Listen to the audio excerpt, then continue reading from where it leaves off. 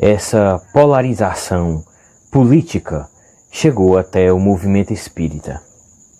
Embora desde o início da fundação, Kardec sempre lutou pela unificação do espiritismo, seria esperado que ao longo do processo histórico surgissem essas divisões e muitas vezes até cisânias e inimizades desnecessárias, por ideologias diversas que só aumentam mais os abismos do pensamento e do sentimento, quando deveríamos estar reunidos em prol de uma única bandeira: Deus, Cristo e caridade. A corrente de direita, dentro do movimento espírita, se apoia, por exemplo, no apoio público e explícito de Divaldo Franco, a Sérgio Moro e toda a equipe que trabalhou em Curitiba, na Lava Jato.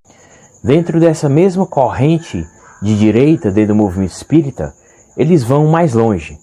Não só se baseando no apoio que Divaldo deu explícito ao juiz Sérgio Moro, mas afirmam que o próprio juiz Sérgio Moro seria a reencarnação de Emmanuel. Isso mesmo, o guia de Chico Xavier, que prometeu ao médium mineiro reencarnar, dizem eles, ou seja, esses espíritas da corrente direita, conservadores, liberais, que Emmanuel teria reencarnado e seria Sérgio Moro, para vir impor ordem na pátria do Evangelho e o coração do mundo. O próprio Emmanuel, que narra sua história em 4 obras fantásticas, há 2000 anos, 50 anos depois, Ave Cristo e Renúncia, que foi Padre Manuel da Nóbrega, fundador da cidade de São Paulo, que foi Públio Lentulus, aquele que descreveu o perfil físico de Cristo.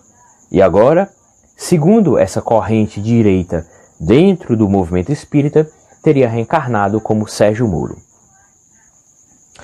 E ainda temos o apoio que eles vão buscar lá na entrevista do Pinga Fogo, quando Chico Xavier, o famoso médium de Uberaba, é perguntado sobre o regime militar.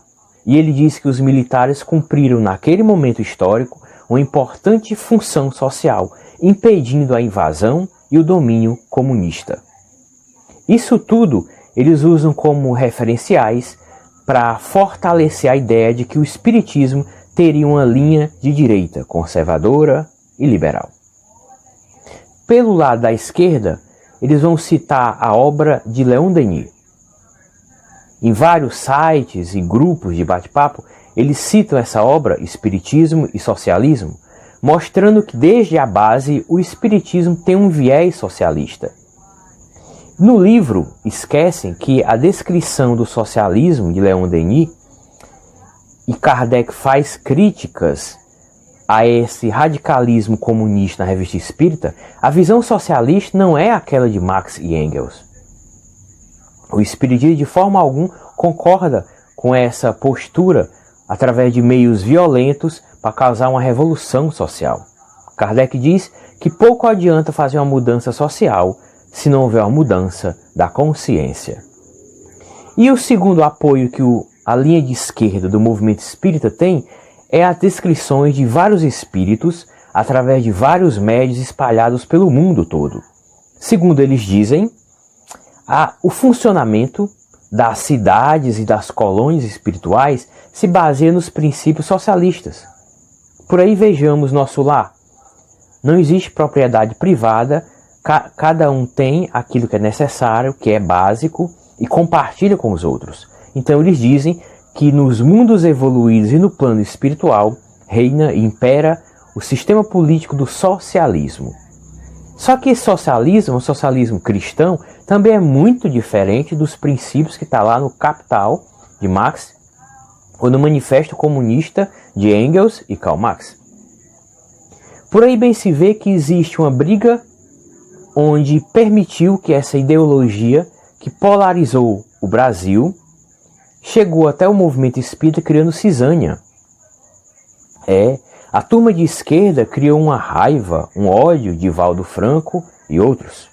E a turma de direita passa a criticar a obra de Leon Denis e até desconfiar das informações dos espíritos. Muitos de direita criticam a obra de André Luiz e não aceitam sequer em seus centros espíritas o livro Nosso Lar.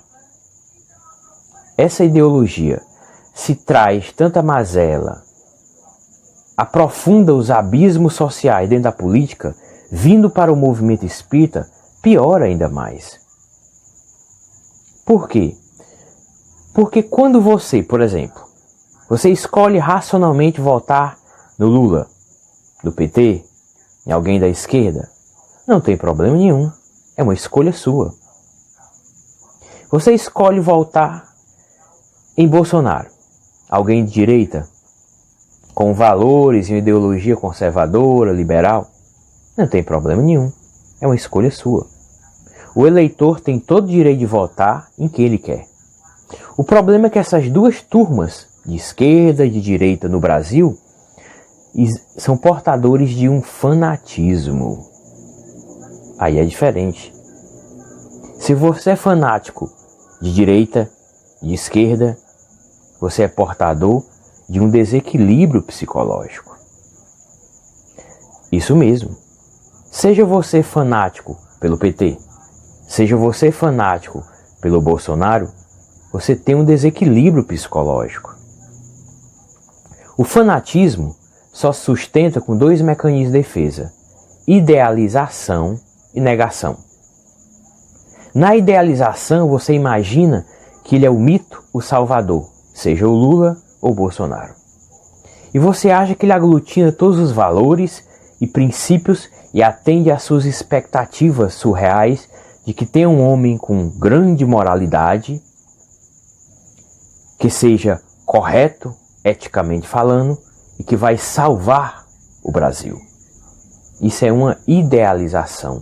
As pessoas atendem a necessidades reais, não a necessidades ideais. E o outro mecanismo de defesa que sustenta o fanatismo é a negação. Sempre que se descobre um ato desonesto do partido do PT ou da esquerda, quem é fanático pela esquerda nega e acha que é perseguição, teoria da conspiração. Acontece o mesmo do lado direito. Sempre que se descobre algo dos crimes do filho do presidente ou atitudes egoístas, indiferentes do presidente frente à pandemia, acredita-se que é perseguição, teoria da conspiração, quer derrubar um cristão, um homem justo e de bem. Então o fanático, além de idealizar, achar que não são homens, são super-homens, salvadores da pátria, ele também nega os defeitos desse objeto idealizado. Por isso, todo fanático, seja fanático de esquerda, fanático de direita, fanático católico, fanático do Talibã, fanático espírita, é portador de um padrão psicológico desequilibrado. Porque o fanatismo, seja de qual bandeira, qual ideologia, qual religião for, ele sofre de um transtorno psicológico baseado na negação da realidade e na idealização, onde ele substitui o real pelo ideal. E por fim, quem são essas duas turmas correntes adversas políticas que agora entraram no movimento espírita de esquerda e direita aqui no Brasil? Lembram da Revolução Francesa? Girondinos e jacobinos? Pois é, um grupo mais conservador, liberal, o outro utópico, revolucionário. São eles. Girondinos e jacobinos, aqueles presentes na Revolução Francesa, embora em lados opostos, inimigos ferrenhos, com ódio recíproco, reencarnaram no Brasil. E hoje é o grupo de esquerda e de direita que estão aqui se digladiando, destilando ódio, veneno e são violentos. São dados à agressão, à violência, ao homicídio, tanto de um lado como do outro. Nessa polarização política e agora espírita, não tem santos, nem vítimas. Todos são algozes que reencarnam para ver se aprende a lidar com os diferentes, numa construção de alteridade para sua jornada espiritual, e no entanto estão trazendo de volta esse ódio que vem lá da Revolução Francesa.